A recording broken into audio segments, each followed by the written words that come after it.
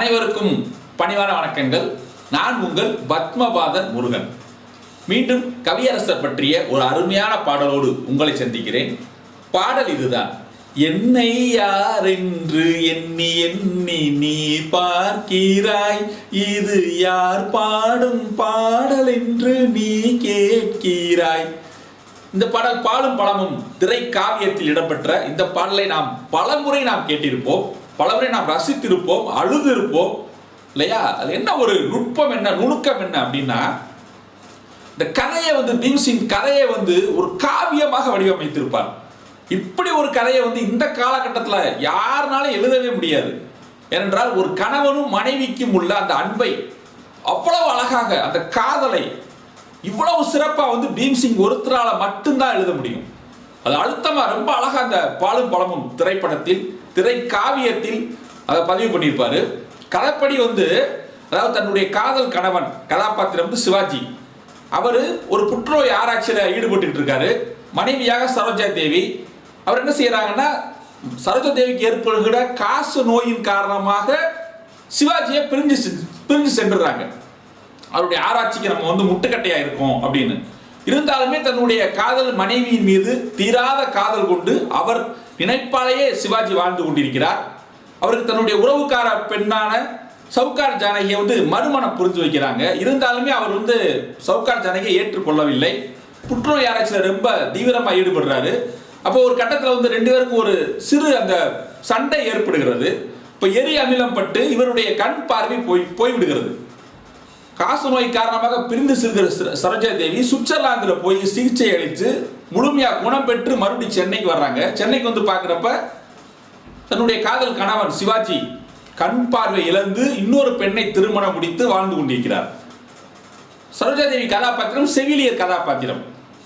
இப்போ என்ன செய்யறாங்கன்னா, நானே இவருக்கு பணிவிடை செய்கிறேன், ஏன்னா அவர் கண் பார்வை இல்லைல்ல அப்படின்ட்டு பணிவிடை செய்கிறேன், இவங்களையும் பணிவிடை செய்ய வர்றாங்க. அந்த குரலை கேட்டு சிவாஜி கதாபாத்திரம் உணர்ந்து கொண்டாலும் அவங்க மறுத்துடுறாங்க. இல்லை, நான் சாந்தி கிடையாது, உங்களுடைய மனைவி கிடையாது அப்படின்னு மறுத்துடுறாங்க. இப்படி கதை போய்கிட்டு இருக்கு. இப்போ இந்த முதல் மனைவியே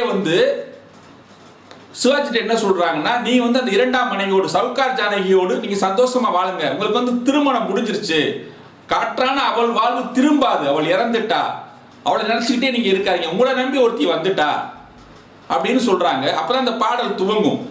இரண்டாம் மனைவியோடு நீங்கள் மகிழ்ச்சியாக வாழுங்கள் என்று முதல் மனைவி சொல்கிற போது தான் இந்த பாடல் துவங்கும். அப்பதான் சிவாஜி என்ன கேட்பார்னா, என்னை யாரு நினைச்ச, நான் எங்களுடைய காதல் எவ்வளவு ஆழம் தெரியுமா, ஒரு இறப்பில் என்னுடைய காதல் என்பது போயிடாது. அதுதான் துவங்கும். என்னை யார் என்று எண்ணி எண்ணி நீ பார்க்கிறாய், இது யார் பாடும் பாடல் என்று நீ கேட்கிறாய். சிவாஜி பாடுவார் இல்லையா, என்னை யார் நீ நினைச்சிட்ட.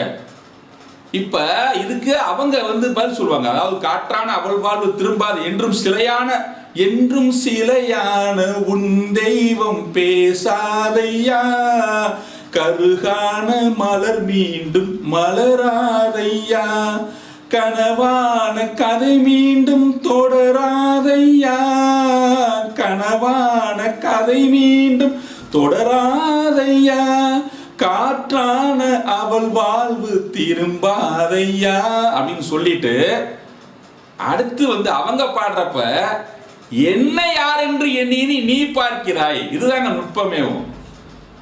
நான் தான் உன்னுடைய முதல் மனைவி, நான் தான் சொல்றேன், இரண்டாவது திருமணம் நீ புரிஞ்சிட்ட, அவ கூட நீ சந்தோஷமா இரு அப்படின்னு நான் தான் சொல்றேன். என்ன யாருன்னு நீ பார்க்கிற.